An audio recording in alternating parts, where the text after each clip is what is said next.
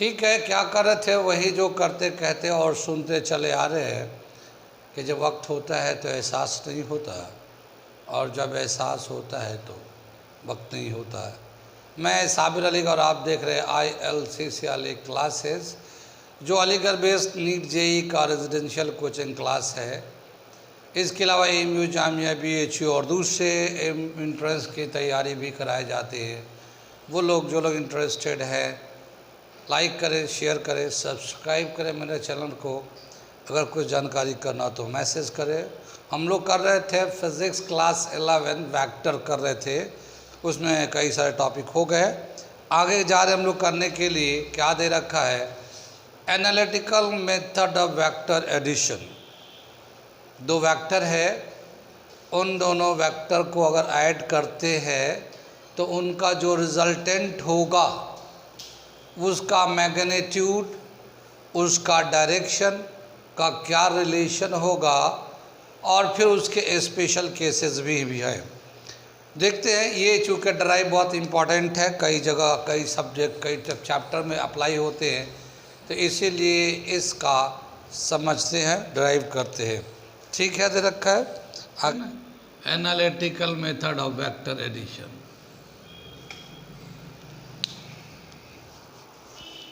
क्या दे रखा है कि हम लोग मान लेते हैं कि एक वेक्टर ये है A, ठीक, और एक दूसरा वेक्टर ये B है, ठीक।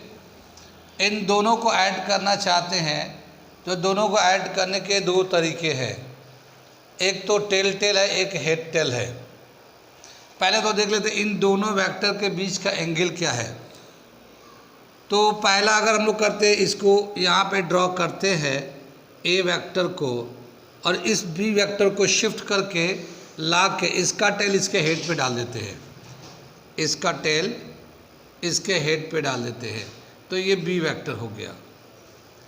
इन दोनों वेक्टर के बीच का जो एंगल है, ये हमारा एंगल है, इन दोनों वेक्टर के बीच का एंगल थीटा,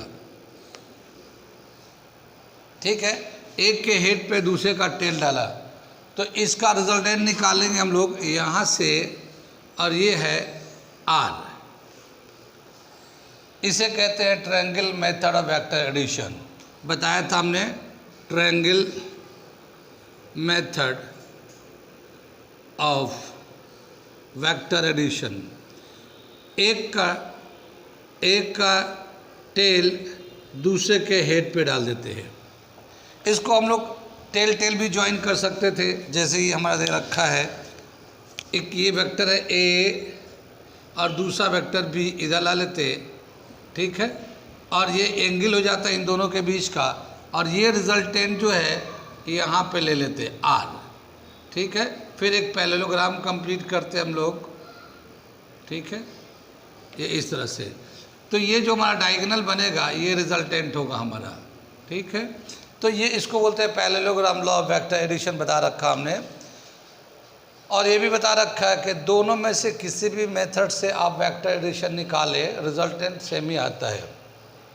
तो हम लोग ऐसा करेंगे कि ट्रायंगल ऑफ वेक्टर एडिशन से इसको निकालते रिजल्ट, ठीक है, ट्रायंगल ऑफ वेक्टर एडिशन से, ठीक।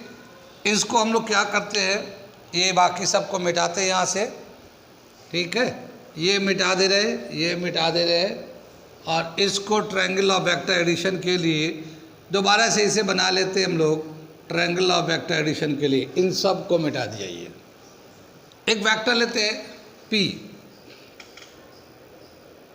ठीक है, P है, और इस P को हम लोग ले लेते हैं x1 i cap, y1 j cap, z1 k cap. ये एक वेक्टर हो गया हमारा P। ऐसे ही दूसरा एक वेक्टर है Q,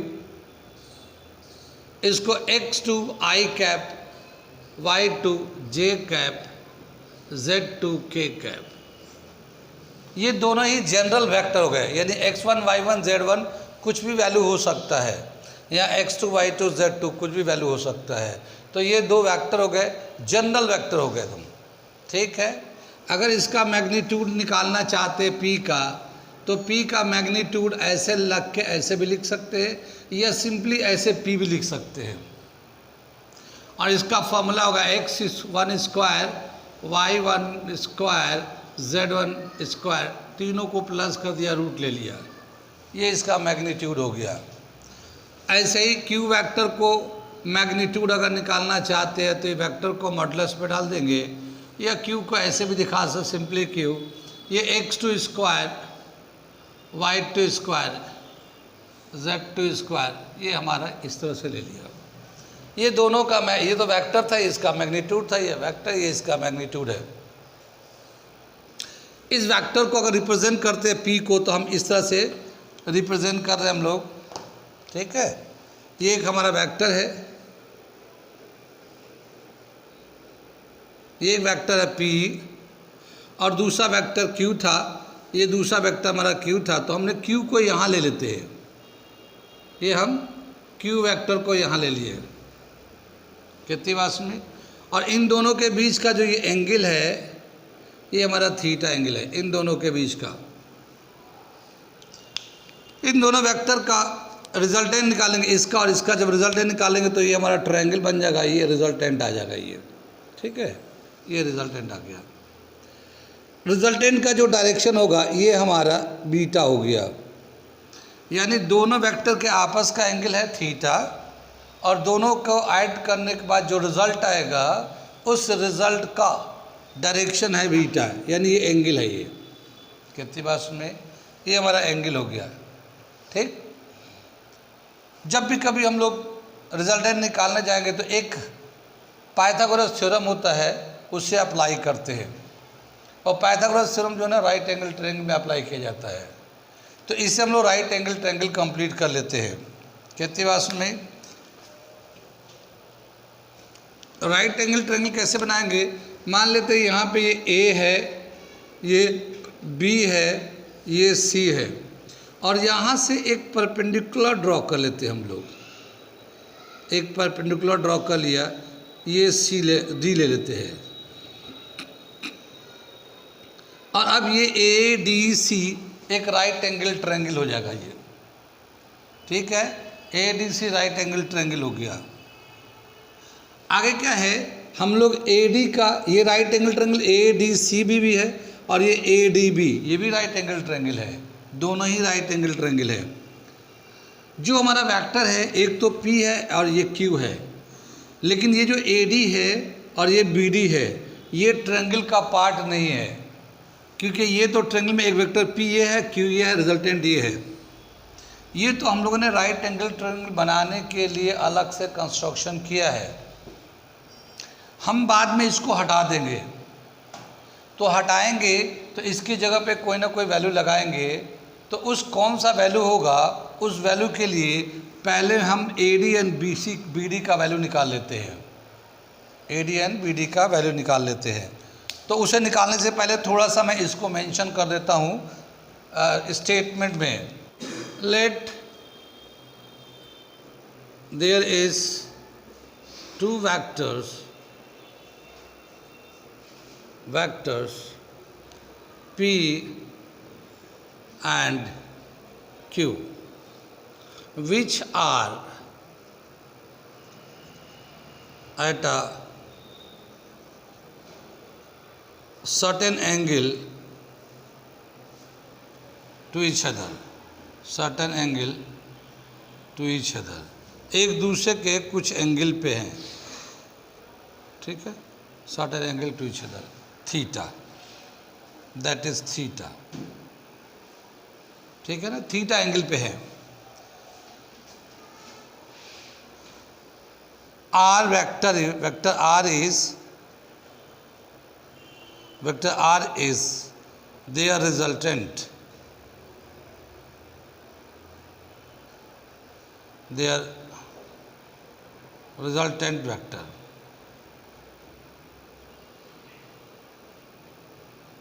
ठीक है।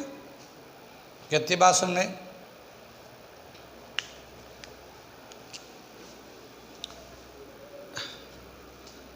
BC is produced here, BC is reduced to D and AD is perpendicular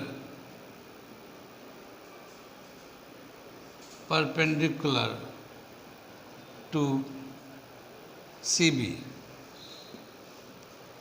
Now triangle ABC and triangle ADB are right angle triangle. ठीक है, right angle triangle. Now in triangle ADB, ठीक है, ADB, यहाँ पे ये theta है, तो theta के सामने वाला साइड को बोलते हैं परपेंडिकुलर और इसके एडजेसेंट साइड को बोलेंगे बेस. अगर हम AD अपॉन AB निकाल लेते हैं, AD अपॉन AB, तो ये होगा परपेंडिकुलर अपॉन हाइपोटेन्यूज. ठीक है, और ये होता है साइन थीटा. ये एंगल ले लिया. AD जो है ना, AD is equal to AB sine theta. AB sine theta. AB जो है ना, ये Q वेक्टर है. Q वेक्टर है तो इसका मैग्नीट्यूड लेंगे हम लोग, तो क्या लिख देंगे यहाँ, Q साइन थीटा. ये मैग्नीट्यूड लिखा हुआ है.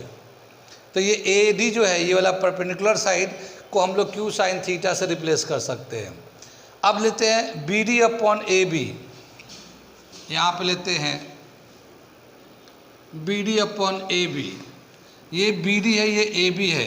Perpendicular upon base upon hypotenuse cos theta. Base upon hypotenuse cos theta. तो BD is equal to AB cos theta हो जाएगा ये, और AB का वैल्यू है हमारा, ठीक है ना, AB का वैल्यू है Q cos थीटा. ठीक है, तो एक रिलेशन तो ये आ गया BD का Q cos थीटा और AD का हो गया Q साइन थीटा. ठीक, आगे चलते हैं. अब लेते हैं हम लोग इन ट्रायंगल ADC. ठीक है, इसके आगे बताते हैं हम. ठीक है, इधर से मैं मिटाता हूँ मैं थोड़ा सा, और इसके आगे बता रहा हूँ मैं. Now in triangle ADC, in triangle ADC, ठीक है, ये भी राइट एंगल ट्रायंगल है. और अगर राइट एंगल ट्रायंगल है तो पाइथागोरस के हिसाब से AC square is equal to AD square plus CD square. ये हो जाएगा, ये हाइपोटेन्यूज हो जाएगा, इसका जो स्क्वायर होगा AD square plus CD square के बराबर होगा according to Pythagoras theorem.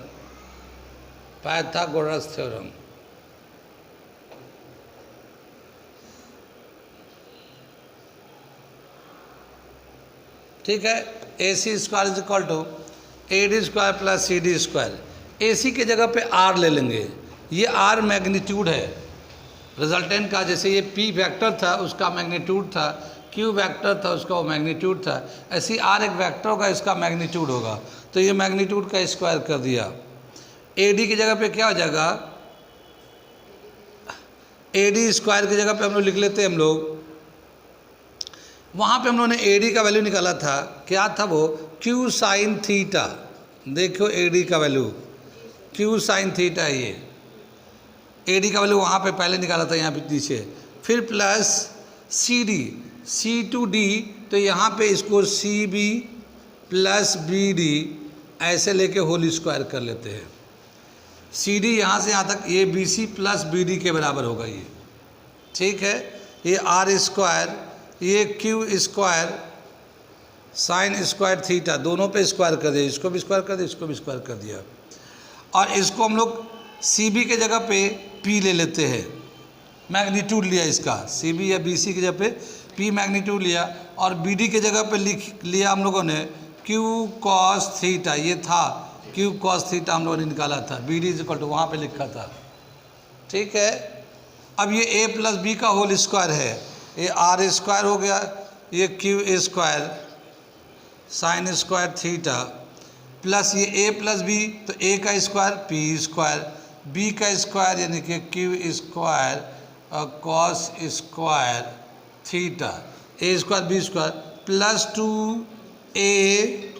B. तो ये हमारा वेक्टर था, फॉर्मूला लगा ए प्लस बी का होल स्क्वायर, ए यानी पी का square, B Q square cos square theta, 2 P Q cos theta, ये हमारा आ गया इसका। ये इसको और इसको एक साथ ले लेंगे, ठीक है, और आर स्क्वायर ऐसे रहने देते, तो क्या होगा आर स्क्वायर, ये पी स्क्वायर को हम लोगों ने पहले लिख लेते, ये अकेला है पी लिख लिया, और यहाँ Q square sine square theta और plus Q square cos square theta plus 2 Q cos theta. ठीक है ना, ये देखो, ये p को पहले कर दिया, Q square sine square theta वो लिख दिया बाद में, यहाँ Q square cos square theta था, ये 2 क्यू कॉस थीटा ये। ठीक है, R square is equal to P square, इनमें से क्यू कॉमन ले लेते हैं, क्यू स्क्वायर ब्रैकेट में आ गया sign square theta plus cos square theta, ये आ गया, फिर ये 2 क्यू कॉस थीटा। कितनी बात सुने, आगे दे रखा है ये sine square theta plus cos square theta, कितना वैल्यू होता है ये 10th क्लास की आइडेंटिटी है, sine square theta plus cos square theta is equal to 1 होता है। ठीक है, 10th क्लास में था ये। आगे चले हम लोग, R square is equal to P square plus Q square 2 Q cos theta. ठीक है, यहाँ से आर स्क्वायर को स्क्वायर अगर हटाते हैं तो R is equal to P square Q square 2 Q cos theta, यहाँ से रूट लगा दिया ये, तो ये आ गया। रिजल्टेंट का मैग्नीट्यूड आर कैसे निकालेंगे, P square plus P Q square plus 2 Q cos theta. ये पी क्यू जो है ये इसका मैग्नीट्यूड है इस वेक्टर का, जैसे ये वेक्टर था इसका मैग्नीट्यूड है, ये मैग्नीट्यूड यहाँ पे यूज़ करेंगे, ये मैग्नीट्यूड यहाँ पे यूज़ करेंगे 2 क्यू कॉस थीटा। कितना समझ में आई ये, तो जो दो वेक्टर का ऐड करेंगे तो उन दोनों वेक्टर का एडिशन के बाद जो रिजल्टेंट आएगा उसका मैग्नीट्यूड कितना होगा वो इससे निकालेंगे। एक वेक्टर का यानी ये p है, एक वेक्टर है वो, उसका मैग्नीट्यूड कितना है, ये q है, ये दूसरा वेक्टर है, उसका मैग्नीट्यूड कितना है, वो लेकर इस फॉर्मूले पे डाल देंगे तो रिजल्टेंट का मैग्नीट्यूड आ जाएगा। कितना समझ में, ऐसे नोट करिए इसे। ठीक है, ये हमारा दो वेक्टर का ऐड करेंगे तो रिजल्टेंट वेक्टर का मैग्नीट्यूड कैसे निकालेंगे, ये आ गया हमारा। अब रिजल्टेंट वेक्टर का डायरेक्शन क्या होगा भाई, रिजल्टेंट अगर वेक्टर है तो वेक्टर का मैग्नीट्यूड भी होगा, डायरेक्शन भी होगा, तो मैग्नीट्यूड तो इसे निकाल लेंगे, डायरेक्शन कैसे निकालेंगे, तो ये है इसका डायरेक्शन, ये लाल पेन से दिखाया ना, ये बीटा एंगल का स्लोप है। कितने का स्लोप है, बीटा एंगल का स्लोप है। तो अब हम डायरेक्शन ऑफ रिजल्टेंट वेक्टर निकाल रहे हैं, इसे मिटा दे, ये फॉर्मूला रखिएगा। ठीक है, डायरेक्शन ऑफ